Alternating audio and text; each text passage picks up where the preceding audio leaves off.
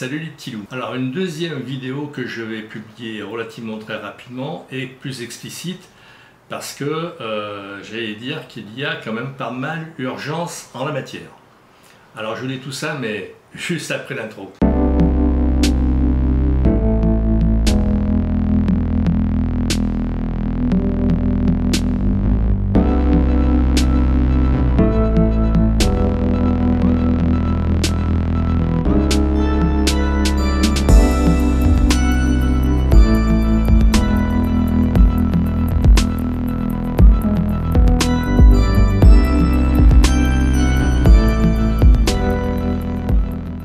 Alors comme je vous le disais dans la vidéo DS 461 qui m'avait fait douter, et donc j'avais été voir sur le site, et effectivement c'est bel et bien du Thunderbolt 4 dont il est question. Vous méprenez pas, je ne crache pas dans la soupe. Ceci dit, Apple va sortir concomitamment un MacBook Air et un MacBook Pro 13 pouces. Et de mon point de vue, je donne tout de suite la conclusion, et de mon point de vue, compte tenu de la différence de qualité de production entre un MacBook Air et un MacBook Pro, il n'y a pas photo, il faut prendre le MacBook Pro. Je vous explique un petit peu pourquoi. Alors, il est bien évident que Apple va pas forcer son talent en publiant des puces qui à chaque fois ont un taux de puissance 2 fois supérieur à la version précédente. Non, il va faire des petits bonds, ce qui est logique. Mais il va suffisamment progresser pour que ça soit quand même relativement attractif. Ceci dit, plusieurs cas de figure. Alors je vous mets une capture d'écran présentant les MacBook Air et les MacBook Pro. Alors ceci étant, Apple nous remet un petit peu de la confusion dans la hiérarchie qui était précédemment relativement claire. Là, on va avoir des MacBook M1 qui vont frôler les ordinateurs avec la puce M2. Et est-ce qu'il y a suffisamment d'intérêt à passer à la puce M2? Pas sûr. Si vous êtes primo-accédant, pourquoi pas? Par contre, je veux dire que le MacBook Air est à éviter. Sauf si vous êtes un fan acharné de la finesse et de la légèreté, mais une fois que vous avez ouvert votre ordinateur et qu'il est sur la table, il n'y a pas de différence à ce qu'il soit bleu, jaune, vert, rouge. Je ne vais pas polémiquer là-dessus. La finesse, etc.,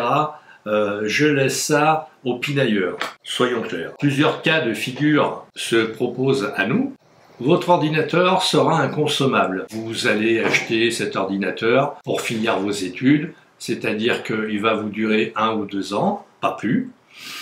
À ce moment-là, pourquoi pas, avec un investissement minimum. Ceci dit, le MacBook Air M1 fera tout autant l'affaire. Mais à vous de voir, c'est votre argent comme toujours. Deuxième cas, vous êtes un primo-accédant. Vous entamez vos études, vous voulez faire des saisies de texte quand vous êtes à la fac. Le Mac M1 vous fera économiser 400 €. Voire, si vous voulez prendre un ordinateur qui peut éventuellement vous durer dans le temps, le MacBook Pro 13 pouces avec un meilleur écran serait peut-être à choisir. Donc non, il ne faut pas acheter ce MacBook Air M2. Si vous voulez travailler avec une machine qui vous perdure dans le temps, 16 Go de RAM me semble le minimum. Parce que effectivement, le Mac M1 avec 20% de puissance avouée par Apple me semble pas suffisant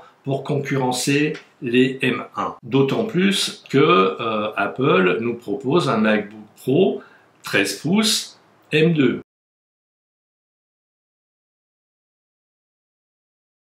Donc avec simplement 100 € de différence. Alors pour vous équiper, n'oubliez jamais que votre machine va être inamovible. On ne pourra pas la booster, on ne pourra pas changer le SSD, on ne pourra pas mettre de RAM supplémentaire. Alors pour ceux qui avaient déjà vu une de mes vidéos précédentes, un lecteur de carte SD est plutôt sympa, dans la mesure où vous pourriez mettre une carte telle que celle-ci, carte Transcend, qui coûte dans les 200 € et qui a 1 Tera de capacité. C'est super sympa, ça vous permettra de libérer de la place ce retrait SSD interne et à terme de faire durer votre ordinateur un tout petit peu plus longtemps.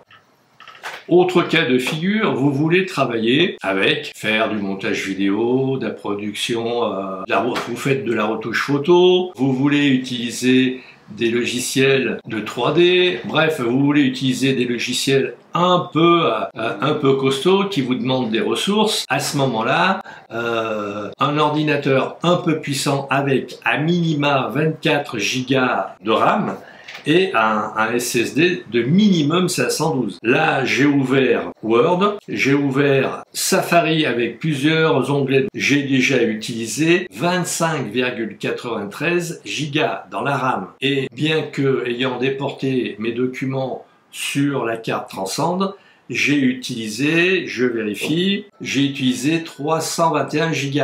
Donc si on a un SSD de 512 Go, il ne nous en reste pas beaucoup pour avancer sereinement dans l'avenir. Donc si je puis vous donner un conseil, prenez un ordinateur avec à minima 24 Go de RAM et 512 Go de SSD, voire 1 Tera.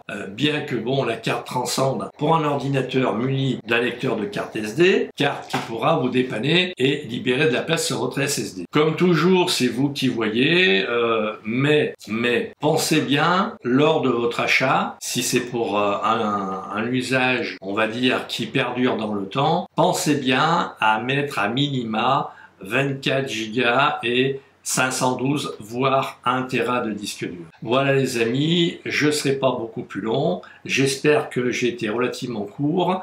Si vous avez aimé, vous likez, vous partagez, vous vous abonnez, vous faites du bruit autour de mes vidéos. Merci pour votre écoute et à très vite.